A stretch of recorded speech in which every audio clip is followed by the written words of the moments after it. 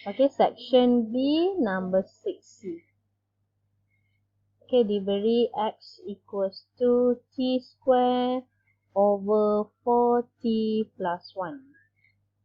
Okay, so kat sini kita akan guna U dengan V. So, U equals to T square. V equals to 4T plus 1. U prime equals to 2T. V prime equals to 4.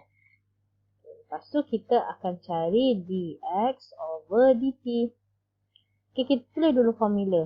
V U prime minus U V prime over V square. Okay, substitute. Kita dapat.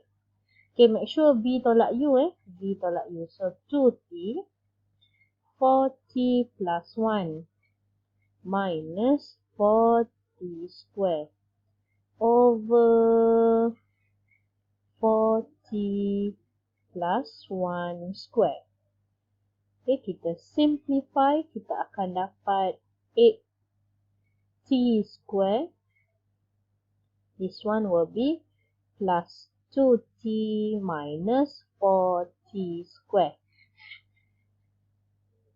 over 4T plus 1 square. Di atas ni kita simplify, kita akan dapat 4T square plus 2T over 4T plus 1 square. Kat sini cikgu boleh simplify lagi. Okay, cikgu simplify for numerator, cikgu keluarkan 2T. 2T kat dalam ni cikgu akan dapat 2T plus 1 over 4T plus 1 square. Okay, so ini adalah dx over dt.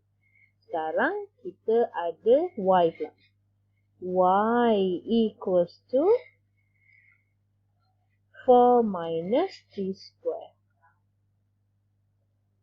So, dy over dt equals to negative 2t. So, next we are going to find dy over dx using chain rule. So, dy over dx equals to dy over dt multiply with dt over dx. So, we get dy over dt is negative 2t multiply with dt over dx. So, yang ini kita terbalikkan. So, 4t plus 1 square over 2t plus 1. So, cikgu boleh cancel out 2t. So, we get negative 4t plus 1 square over 2t plus 1. Okay, dah dapat untuk dy over dx. Okay, ni tak perlu expand lah untuk kuasa 2. Okay, next question. We are going to find second derivative. Bukan second derivative. We want to find the value of t when dy dx equals to negative 1. Dy over dx equals to negative 1. So, we are going to substitute. We have negative 4t plus 1 square over 2t plus 1 equals to negative 1. Cikgu cross multiply, cikgu dapat negative 4t square ni cikgu boleh kembangkan. 16t square plus 8t plus 1 equals to negative 2t plus 1. So, cancel out negative. Cikgu akan dapat 16t square plus 8t minus 2t plus 1 minus 1 equals to 0. So, we have 16t square plus 6t equals to 0. Cikgu faktorkan.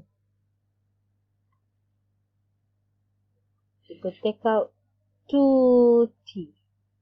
Cikgu dapat 8t plus 3 equals to 0. So from this one, we get t equals to 0, t equals to negative 3 over 8.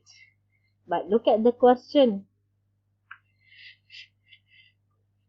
Where t is non-zero parameter. So, maksudnya t tak boleh nilainya kosong. So kita conclude that t equals to negative 3 over 8 only.